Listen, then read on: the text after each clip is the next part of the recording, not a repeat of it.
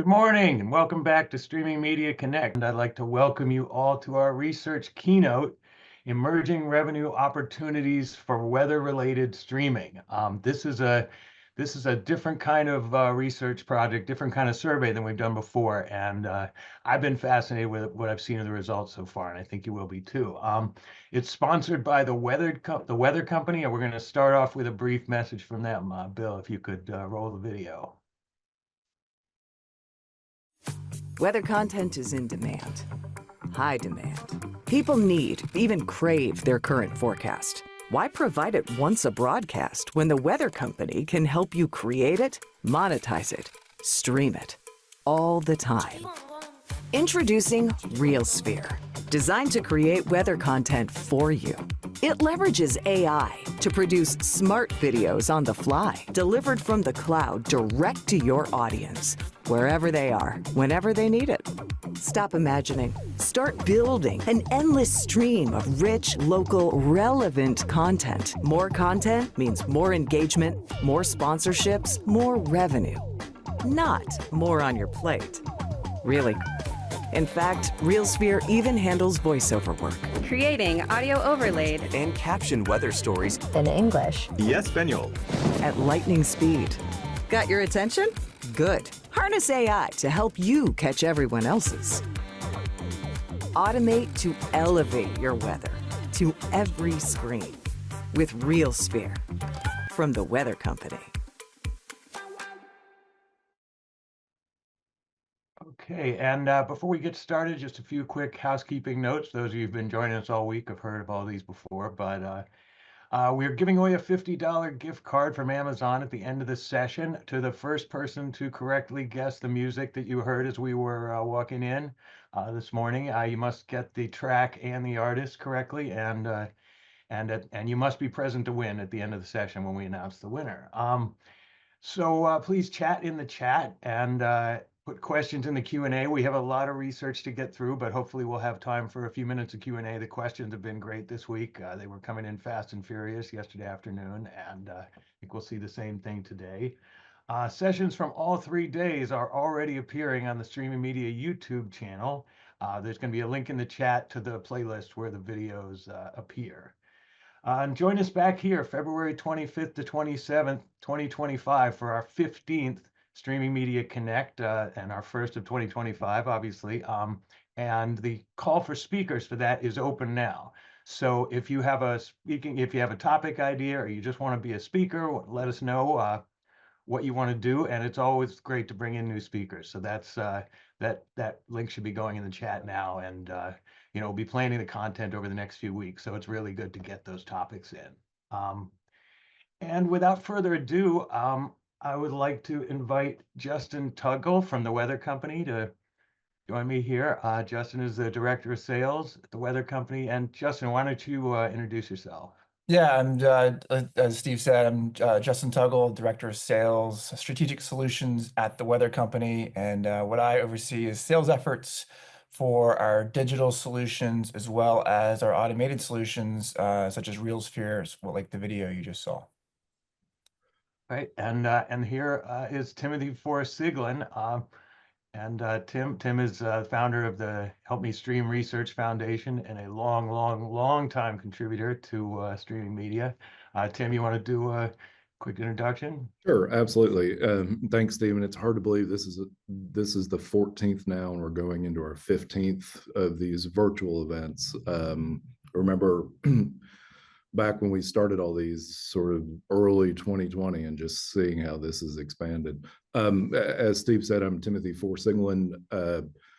Been in the streaming industry now for just at 26 years, have worked with a number of companies in typically interim CTO or Chief Strategy Officer roles. The last few years, though, my focus has been on the industry's first charity, where we try to actually take old first world technology, repackage it with best practices for software, and then work to get it into places where there's no internet connectivity so we can give the gift of streaming. As part of that process, obviously there's a lot of research, and sometimes new ideas come into play. And as Steve said, this is one of those new ideas. When I first heard it, I thought, well, I don't know about that, but then as I spoke to several people at the weather company and we talked through the different ideas, this is really an intriguing opportunity for those of you who have both content creation and platforms. And some of the studies we've done, of course, we're finding a lot more people saying, look, I both create content and I distribute content. There's a play for this type of revenue opportunity on both sides of that. So with that, Steve, let's go ahead and get started. I'm going to do a couple slides that are sort of level setting, and then we'll go to Justin for a few that focus on the weather app specifically. Great. Is everybody seeing that? I can see it on my side. Great. So if you go on to slide 3, then Steve.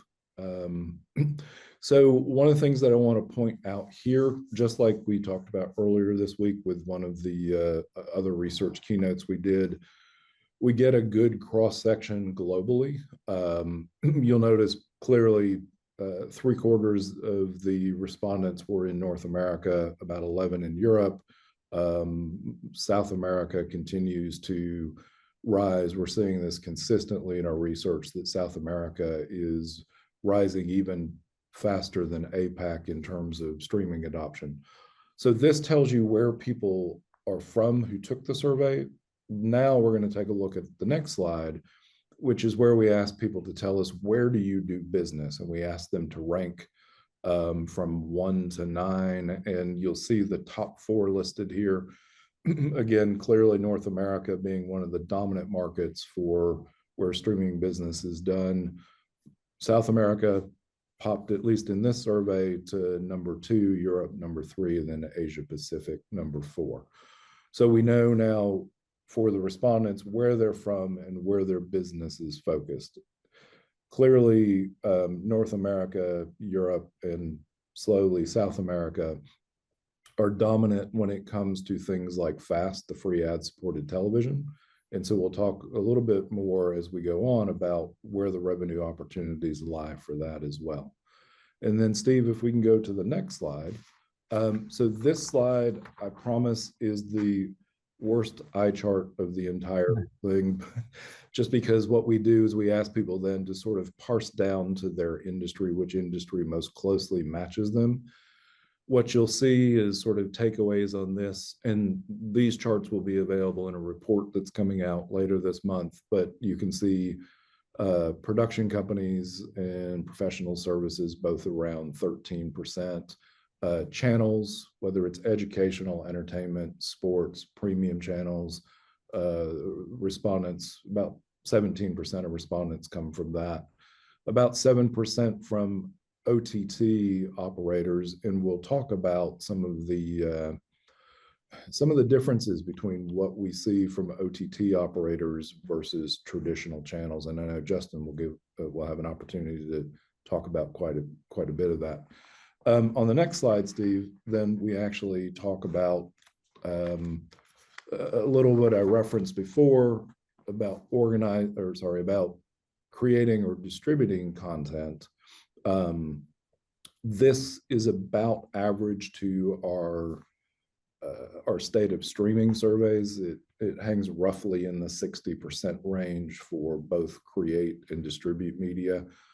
One thing that was pointed out earlier this week was oftentimes that may not necessarily mean that the respondent is part of a distribution company, but what we are finding consistently is as people create content, they're creating it thinking about where is it going to go. I mean, if you think about on the classic social media side, if you have a digital marketer, they say, well, it needs to go on Facebook or Insta or LinkedIn, et cetera. On the streaming video side, they're either looking at, if it's a smaller company, am I going to put this on YouTube Live, Facebook Live? If it's a larger company, they're looking at their content delivery network providers that they're working with as they get the content pushed out there. And that's obviously, as we talk about OTT platforms, those are the companies on here say that only distribute media. And then if we can go on to the next slide, this is a breakdown as we ask companies in the space, where do you make your revenue currently from a market vertical standpoint? This particular question we ask across all our surveys. You can see for the mix of audience respondents here, about a quarter do on demand, about a quarter do live events. That's in keeping with the fact that we've seen the industry shift slowly to where live events is staying up to par with on demand. I would say 2 years ago, this would have been 12 to 14% for live events and about 35% for on-demand content. Then we have the other sort of bread and butter groups: education, live linear broadcast, news publishing, sports, and houses of worship. So Justin, from a weather company standpoint, which of these do you all focus on? Yeah, and so for the purpose of this study, and what we focus on is the news, obviously, helping news organizations create weather content, live linear, so helping linear channels, especially news, create weather content, as well as I consider weather as a live event, as well as on-demand content for all platforms, linear and digital. Okay. And from that standpoint, you mentioned, news, that's an area you all have worked with quite a bit with the weather company data. Is that correct? Correct. So what we do on the weather company is supply news organizations, digital publishers, news networks, all of the tools that they need to tell their story. So it's the hardware, it's the software, it's the data. Basically, any weather you see on most apps, on TV, on websites, those are solutions that we provide. Okay. So one of the things that I want the audience to take away here is when we start talking about the rest of the data, we're going to be focusing on sort of those 4 key market verticals that Justin mentioned. Also, understand that this is all about providing real-time data that's visualized. And that's actually one of the keys to the revenue opportunity. If we can then go on to the next slide, Steve. This is another set of questions that we ask people. The one on the right, as I mentioned, on-demand live is coming very close to parity. In some surveys, it goes slightly over. In some surveys, it goes slightly under. On the left, this is where we ask organizations or respondents to tell us where their organizations focus for content distribution efforts. And you can see the basic breakdown here. What's interesting in this one for me is, as we saw in the previous survey this week, connected TV platforms have not quite risen to the extent that we thought. It's not that they're not selling, they're not being used, they're clearly being used. But what we see is that the social media platforms, some of the third-party video platforms, and then frankly, just mobile devices, especially laptops, smartphones, and the like, continue to sort of dominate in terms of the way that consumers prefer to consume content, and also in ways that video platforms in the streaming space offer their solutions. So with that, we'll go on then to the next slide. And on this one, we start to get down into sort of the types of content that are created and the frequency of content that's created. And I'll explain the 3 horizontal bar charts here. So the first one is when we asked respondents, the overall responses were about a quarter do 1 piece of content per week, about just over a quarter do 3 to 5, and about a quarter do 5+ a week, and then there's about 15% that do continuous or live linear. When you look at channels, so OTT as well as traditional channels, what we're seeing here, of course, is they're geared much more toward a higher frequency of content that they create for distribution. And then if you look at something like news publishing, I wanted to keep this one on here because it's fascinating. News publishing is churning out a whole lot more content. Therefore, there's a need for, because the production costs are higher, there's a need for more revenue from that standpoint. Justin, just briefly on this, because you all have worked with news publishing organizations, do they find that weather is one of those points during the day, if they're displaying it live, that it draws audiences in? I don't know if there's data around that, but is that sort of a key point during the broadcasting day? Yeah, we've done a lot of research around that, as well as the news publishers. And there's a reason they typically lead off the news with weather, and then tease weather throughout the entire broadcast. Is that's what people are, that's the information people are looking for, because weather is always changing. It's impactful to people's lives, and affects them directly. And so we like to say that news is informational, weather is personal. And so that's a big driver to the live news broadcasts. And we'll have some additional slides we're going to talk about as far as engagement with weather. We'll look at here in the study as well. As a matter of fact, let's go on to the next slide, because it does sort of get to that point. So you can take the lead on these, Justin, just taking a look at sort of how weather is consumed by our survey respondents. Yeah, and then looking at weather consumption, it's no surprise people are actively engaged in looking at weather. And what's surprising is not just for their specific location. People care about weather in other locations, and this research is showing that of the people surveyed, 75% are checking weather for more than one location. That could be where they work, where their family lives, where they're planning to travel to or vacation to. And so people are really engaged with weather beyond just where they live. And as a matter of fact, just one piece to add to that, there were a number of people in the comments who would say things like, I'm going hiking tomorrow. I want to know what the weather is 3 hours from where I live, as opposed to right where I am. Or I'm going to go surfing this weekend. Is there something that's going to stand in my way of making the decision to make that couple-hour drive to get to the beach? That's right, because weather impacts people's decisions. We've done research on our consumer side of how weather drives buying behaviors. It drives a lot of behaviors if you stop and kind of think about it. So weather is really impactful on how people live their lives, and so it's no surprise here with this research that people are interested in weather beyond their specific location. And then the next slide, talk a little bit about the frequency. Yeah, and so with the frequency, I kind of mentioned weather's really engaging, and we've been seeing this across other research for years as well, is people are super engaged with the weather. And so checking the weather at least once a day, and more frequently, it's like 92% of people when you add all these numbers up. So 92% of people are checking the weather, and I think it's why it's important for news organizations and platforms to be providing the weather, because this is the information people are looking for.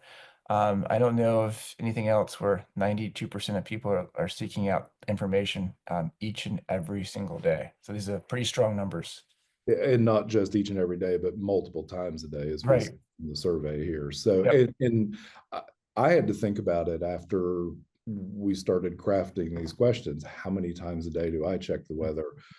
Yeah, I'm probably on the 4 to 5 or maybe even 6 times a day, because especially if you check it early in the morning and you say, oh, it's supposed to rain at noon. Well, then you go back and check it close to noon to make sure that that's, an accurate forecast for what you're about ready to do. So Right. Really interesting. Yep.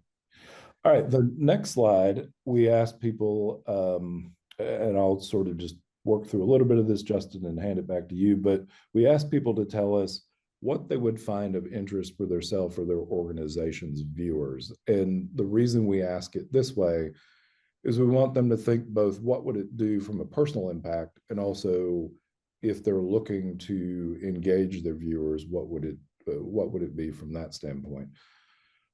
Justin, talk a little bit about some of the top features that are over here. Severe weather forecast doesn't surprise me as being on the top, because when we want weather information and it's severe weather, we want it now. Right.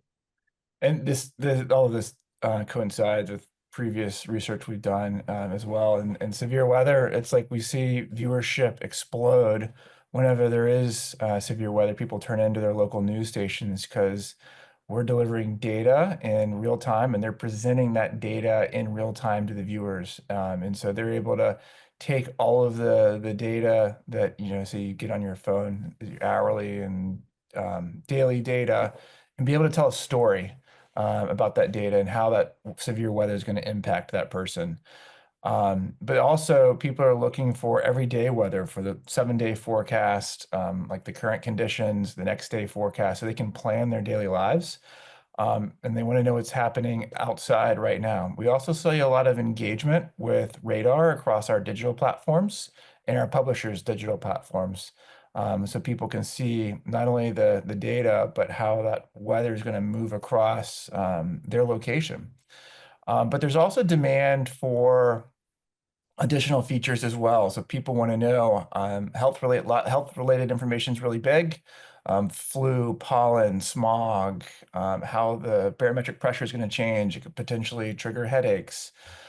So those are some of the other things that people are looking for, as well as lifestyle content. And lifestyle content can be a runner's forecast or a golfing forecast that, again, takes all of that raw data and creates a story for viewers to understand, like, how weather is going to impact their favorite activity and when are the best times to plan that favorite activity.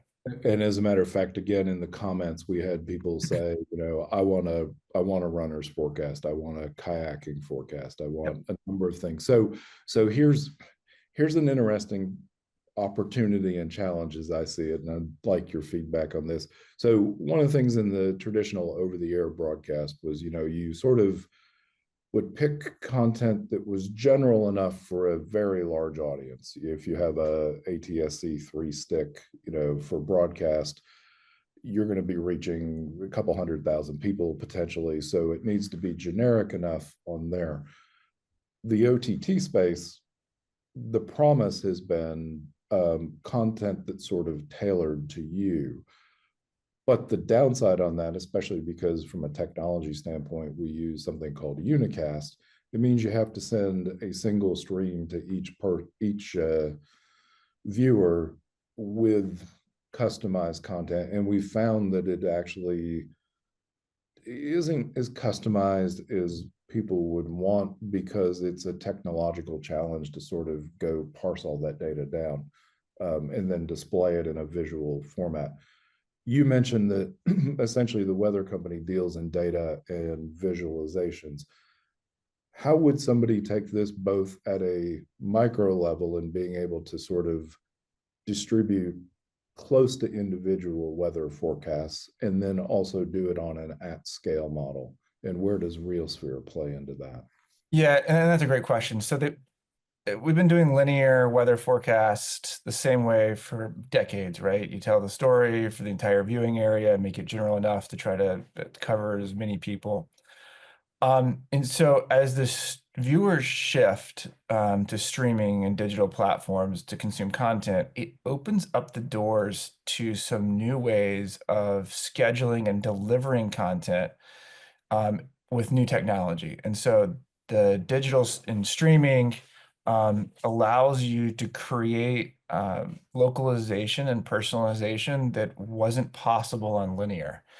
And that's why we created the RealSpheres. We take all of that great content that meteorologists are creating on television, and we added a layer of automation to that content. And what that does, it allows you to create more content than is humanly possible. And we're able to create content at scale It does a couple of things. And so it allows you to create hyper-local weather content. And so on that stream, you're creating content for multiple locations. So when a viewer logs on, it looks at the geolocation and delivers a forecast for their neighborhood instead of the entire DMA. And it also allows for lifestyle content and so personalization. So if we have audience signals and data that this person's interested in golf, let's deliver them a golf forecast and a hiking forecast to people that are interested in hiking. So that data already exists, and there's ways that we're solving to create that, connect the pipes so that we can create hyper local and personalized experience for viewers. And what that does is it creates a better viewing experience. And so if you have viewers logging on that are getting their neighborhood forecast and their lifestyle forecast, it's custom tailored to them, they're going to be more engaged with your content. They're going to be more interested in your content. And I would guess they would probably be logging on more often because that content is relevant to them. So at the end of the day, we're looking to, we're helping publishers not only retain their audience, but grow their audience and find new revenue opportunities. And so if you're creating golf forecasts that can easily be sponsored and say like Titleist, do you want to sponsor a golf forecast? We're going to show to golf enthusiasts. So at the end of the day, creating a new experience and changing the way that weather is delivered on streaming and digital platforms. And I think as the audience here, and then those who watch this later look at this, one of the questions is, okay, I understand technologically how you're able to do this, as you described, the automation process, to be able to drill it down, say, to a zip code or slightly lower, because we know with unicast that we can figure out where someone's sitting to watch the content.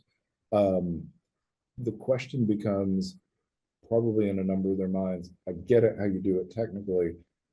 How do I make money off of this? And you can talk a little bit about it here. Obviously, we'll talk about it a little later, but just give a quick overview of how their model would look in terms of revenue generation. Because if they're intrigued now, that's the very next question in their mind is, well, I guess the next question is what it's going to cost me. And then beyond that, it's what can I make from it to recoup that cost? Yeah, it's and that was one of the drivers of why we created this product.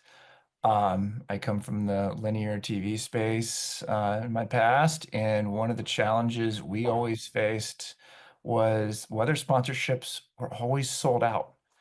There was more advertiser demand than supply when it came to weather sponsorships. And so we created this with feedback from the people that we work with that they need more weather inventory, especially on CTV, where they can have on-demand content, on streaming content, and be able to create more content than they were previously limited to for, like I say, a 2-minute block within their news.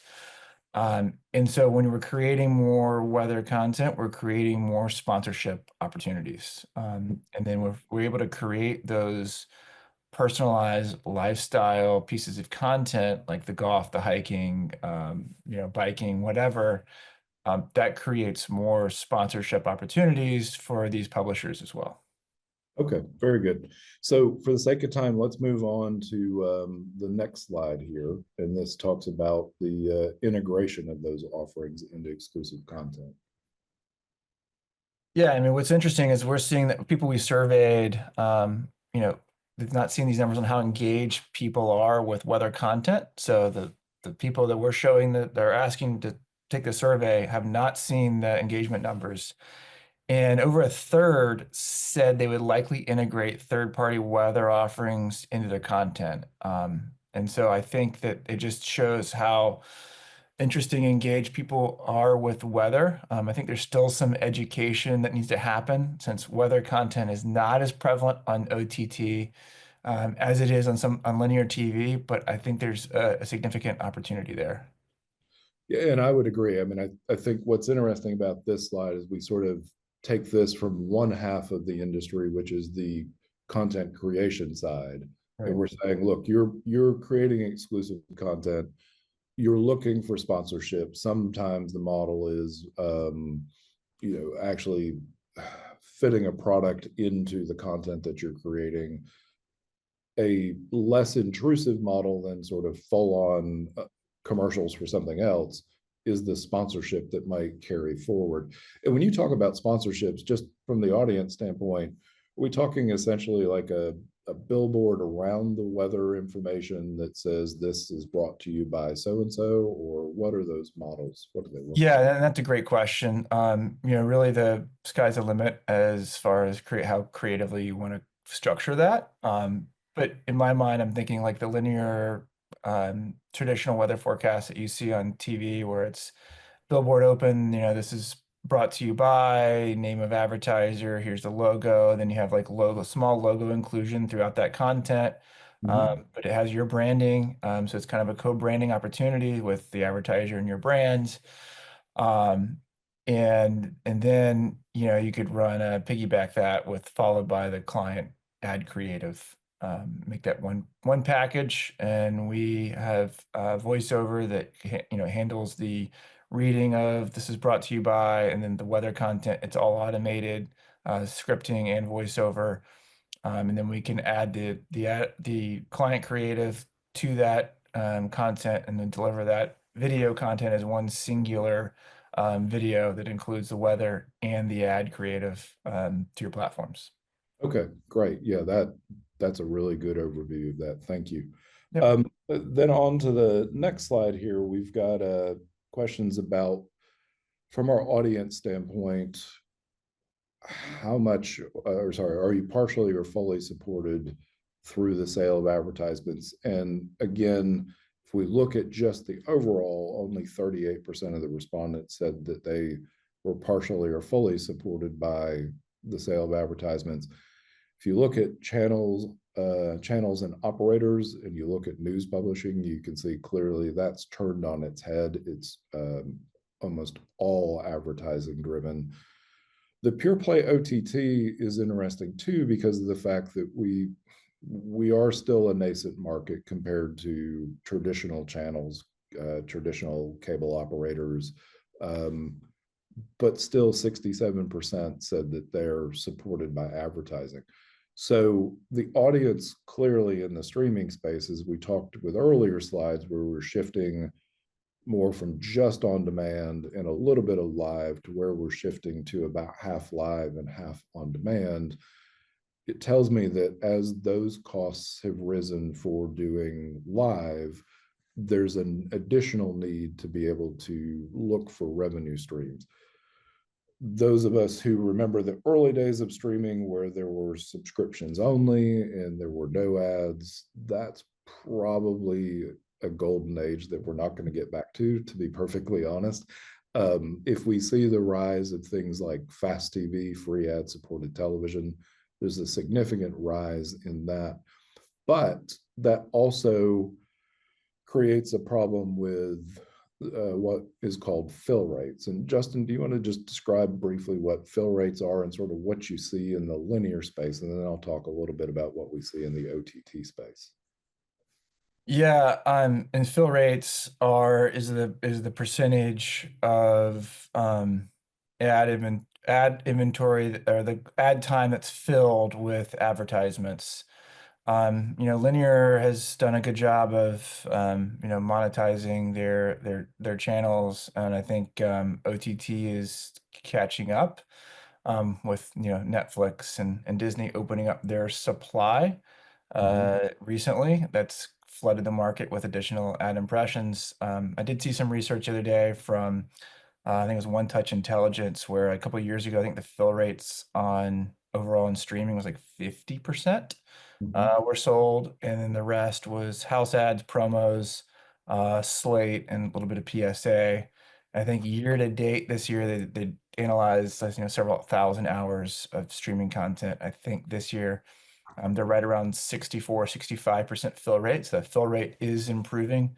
We are seeing a decline in house ads, promos, slates, and PSAs. So that's still surprising. It's like 35% of inventory does go unsold on streaming and digital.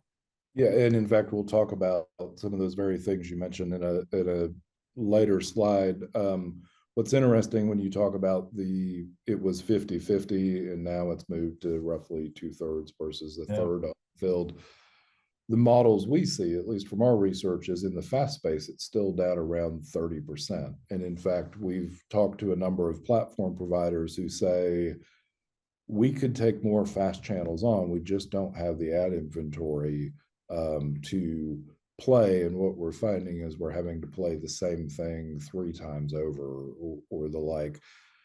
That is, at least from a personal standpoint, that's very annoying for me to have to see. If at least if I'm watching linear TV, I expect I probably won't see the same ad for say 20 minutes or so. But it feels like on the fast platforms, especially, you're almost seeing the exact same ads in the ad breaks, which provides an opportunity to think about how do you do something both to make money on from a revenue standpoint and not alienate your audience.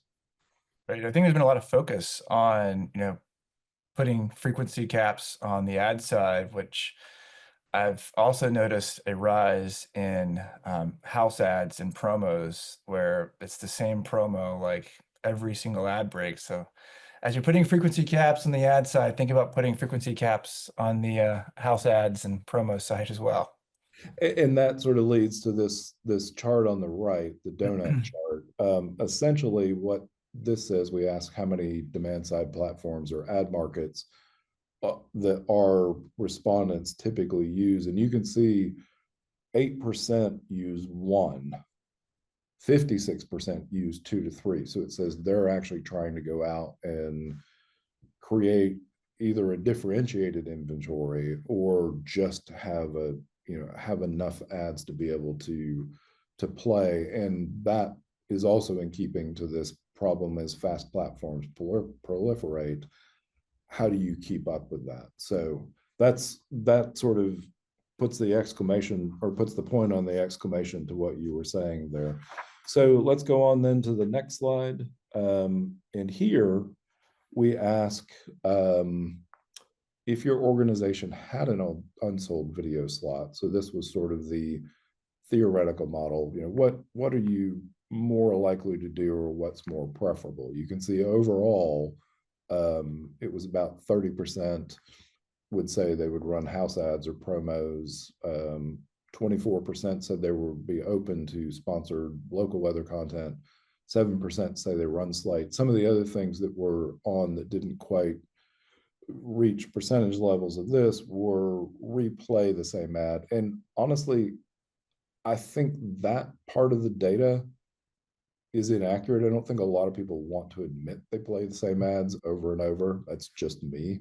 But then you see, obviously, with the channels and operators, how that shifts. You can see with channels only, and then pure play. It's interesting here that pure play essentially is saying they don't really want to run slates. Talk a little bit, Justin, about sort of the running slates and where sponsorship might fit into that for the type of content that you're providing with RealSphere. Yeah, it's surprising here that, overall, like 25% would be interested in running weather, not even realizing there is an automated weather solution. And so we're a part of our automated weather solution that's opened up the door to creating that hyper local weather. And so instead of running slates or running, the house ad or promo for like the 6th time within an hour, we can create localized weather forecasts and deliver that in 15, 30, 45, 60-second segments that you can trigger instead of your slate or instead of a house ad. And what that does, it creates a better viewing experience. So instead of a viewer just saying that we'll be right back, where you're very likely to lose that audience if that stays on your screen too long, we can run a localized weather forecast. And we've seen from the research earlier that people are really interested in weather. They're looking at weather at multiple locations, multiple times a day. And so you're providing relevant content that people are seeking out and people want. And so what that also opens up the door to is revenue opportunities. And so you can go to your advertisers and say, hey, we run, this many slates. This is, how many impressions you could have on our platform. We're going to run localized weather, and then it gives you opportunities to monetize your unsold ad inventory with sponsored weather segments.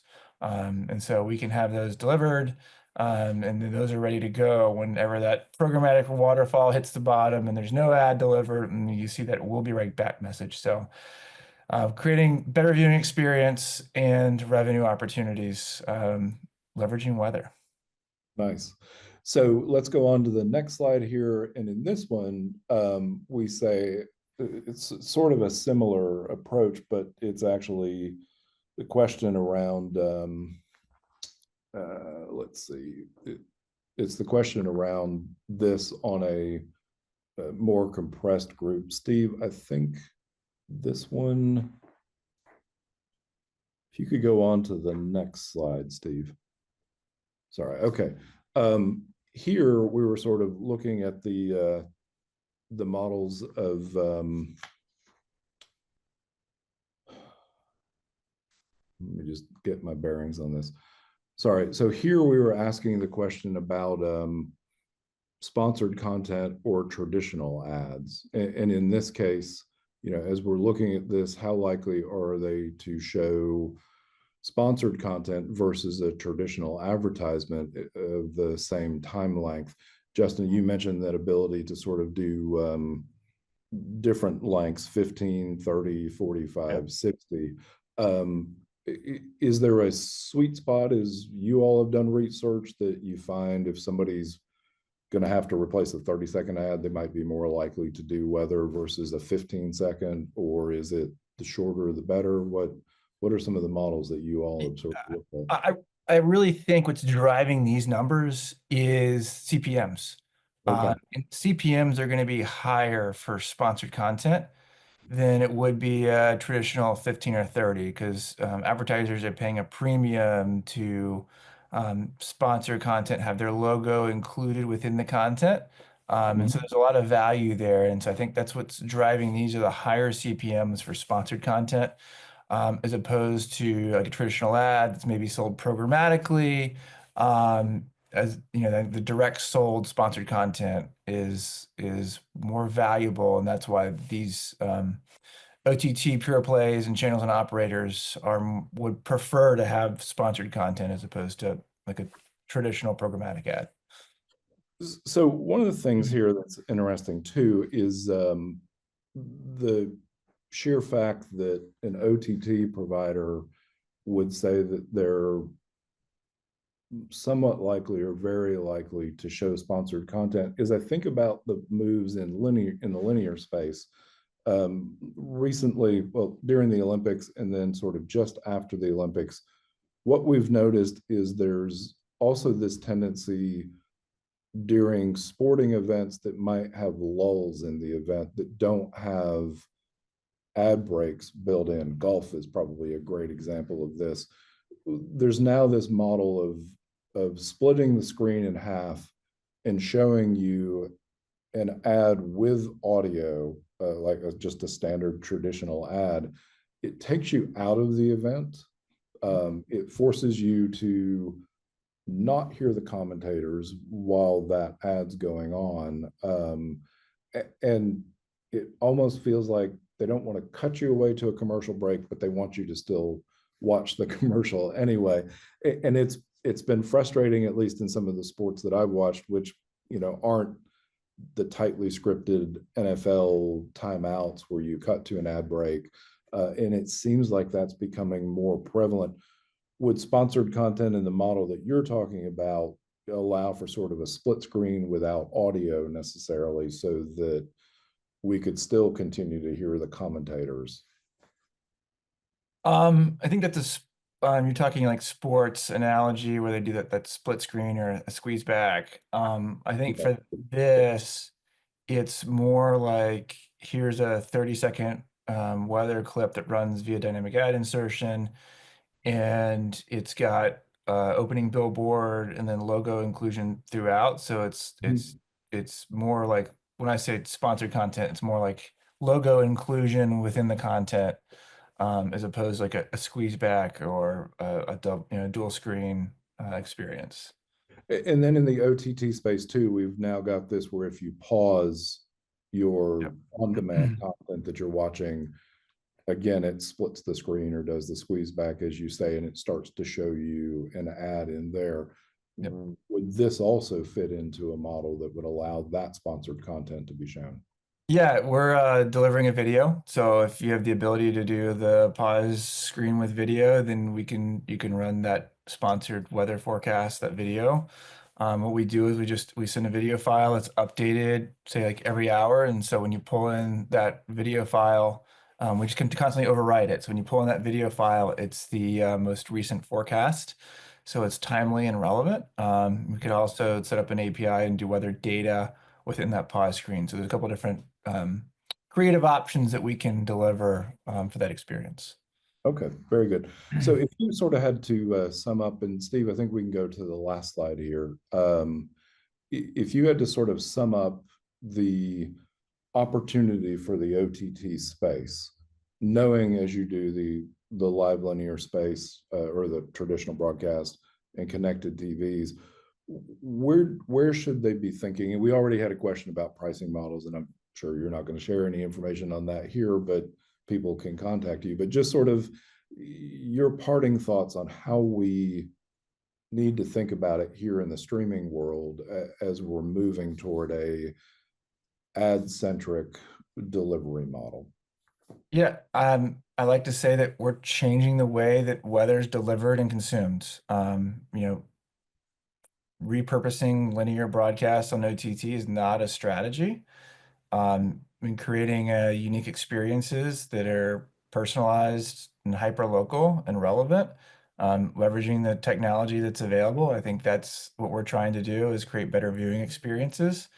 And in turn, creating those viewing experiences, we're creating new revenue opportunities. So it's a win-win. You're creating a better experience for viewers, and you're driving new revenue. So that's what we're trying to do.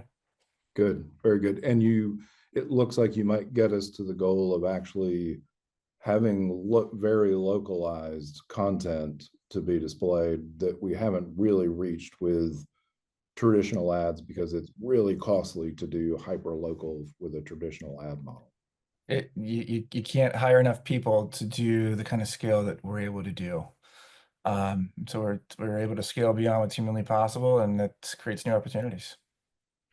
So Steve, do we have questions from the audience? Yeah, so I think you just mentioned the one about the pricing model. We'll go with that one a little differently, but yeah, so here's one. So can you talk more about how the weather company integrates its products into linear TV and digital platforms like websites and apps? Yeah, so we provide the hardware, the software, the data that those meteorologists on linear are using to create that content.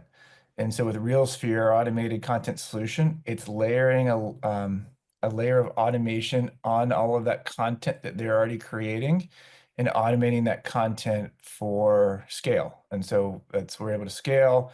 We're also able to provide that as almost like weather as a service, like content as a service. So we can, if you don't have all of that expensive hardware to create that content, we can do that as a service, and then as a turnkey solution, deliver it final product to your digital platforms.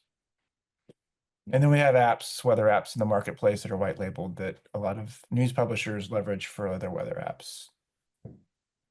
Okay.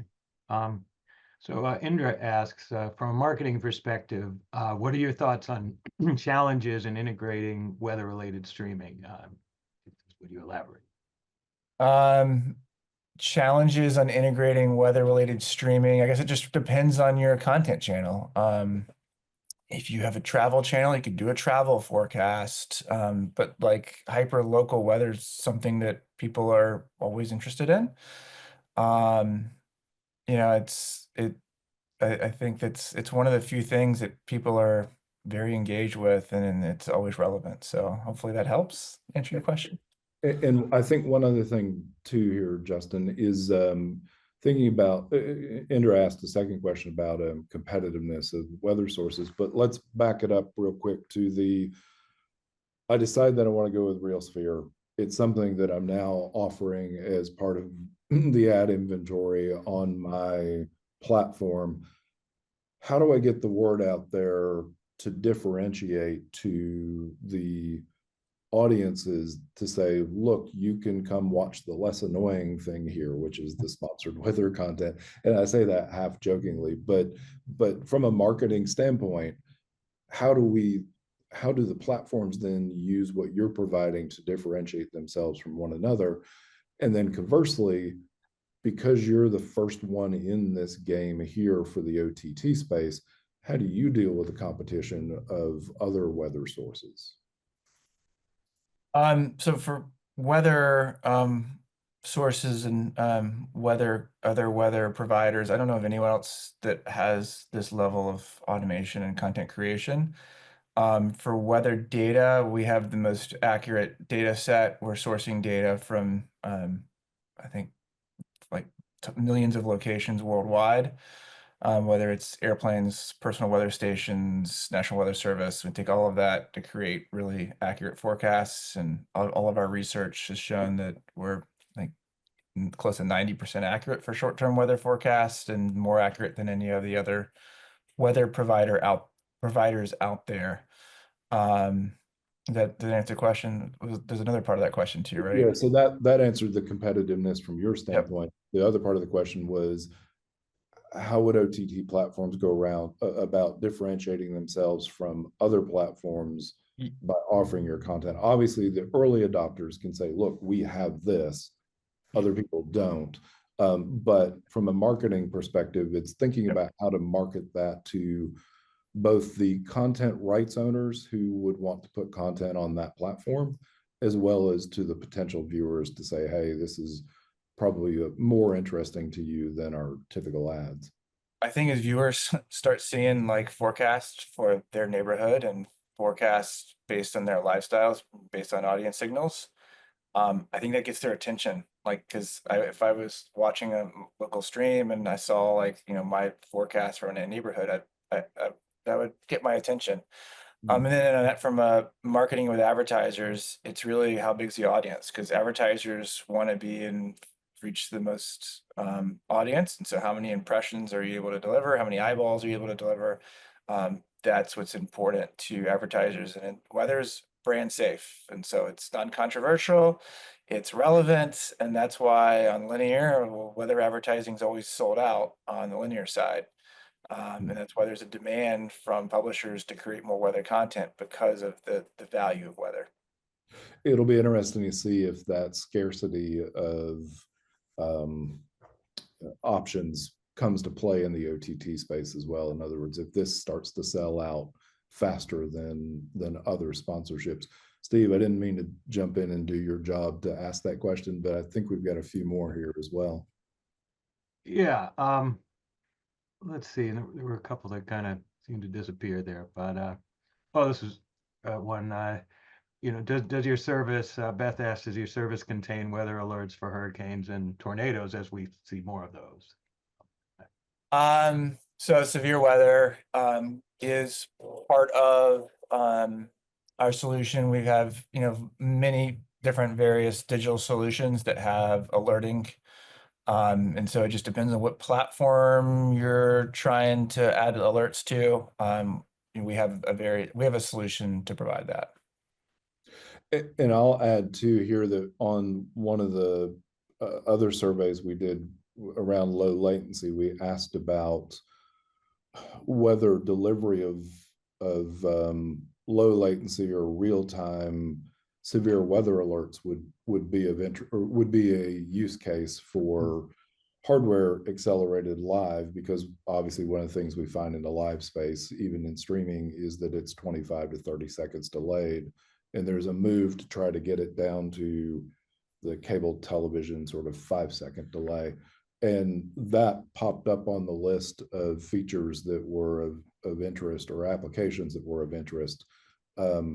Because I think we all feel we can watch streaming platforms, but when weather gets bad, we're going to tend to flip it over to a television channel or the radio, because we're looking for the closest to real-time data that we can possibly get. Is from a severe weather standpoint with those alerts, should OTT platforms look to get to that lowest latency possible, or is sort of the rule of thumb that it's going to be a 15 or 20-second delay? Typically severe weather, people, like you said, people flip over to see a live meteorologist because we're providing that weather data in real time, and they're providing that weather data in near real time on air. We can provide alerting with low latency from the National Weather Service. So depending on the latency of the channel will determine the delay. And get that information out. And so we've done a lot of work behind the scenes to make sure that that content is delivered near real time because it has to be delivered near real time, because especially in severe weather, any kind of delay is not good. Fair point. And then you mentioned earlier local meteorologists. Is there a model that would say, while you're automating the content for this hyperlocal, that it could potentially be delivered with a voiceover from a local meteorologist who people trust? Is there that kind of technology available at this point? Yeah, for the voiceover, we can do a generic voiceover, or we could do voice cloning for a local talent, or any talent we can do voice cloning for. So that's definitely an option. Interesting. All right, Steve, I don't know if there are any additional questions or if you need to do the wrap up, but Yeah, I think we're heading for the wrap up here, but this has been a great discussion. Actually, there's been some really interesting comments in the chat too. Yeah, and we're working on wrapping up the report from this now. Tim, you think it'll be a week or two, something like that? Yeah, it should be just about a week and a half. Okay, and everyone who registered for this session will get a copy of the report. And so that means everyone who's certainly includes everyone who's here now. So we have a few awards to give away here, a few prizes, just to prove that people really do win at Streaming Media Connect. So we had a drawing that went on with the survey of all the people who took the survey, and I'll just announce the three winners here. I don't know if they're actually with us right now, but the three winners of the drawing. And Tim, what are they going to receive? Do you remember? I'd have to go back and look. Sorry, Steve. Let me see if I can find that. I think that might have also been an Amazon gift card, right? Yeah, I believe it was. I'll look while you announce the winners. Okay, but it's Bill Manley, Adam Gordon, and Mary Ginsburg are the survey drawing winners. So they'll get the award that Tim's going to tell you about right now, or momentarily, courtesy of the Weather Company. And yeah, I believe it is Amazon gift cards. okay. Didn't have that on my list here. Sorry. Okay, great. And so the walk-up music that you heard as we were coming in was a set of reels that generally goes under the name of The Flowing Bowl by Solus, and Matthew Keys identified it correctly. So Matthew, watch your email. You'll see something about that. And so yeah, and we'll be back here in 30 minutes for Measurement Matters, delivering better audience data to streaming advertisers. So please join us for that.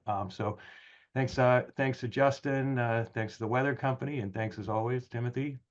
And yeah, we'll see you for the next session. All right. Thank you all. Thanks all.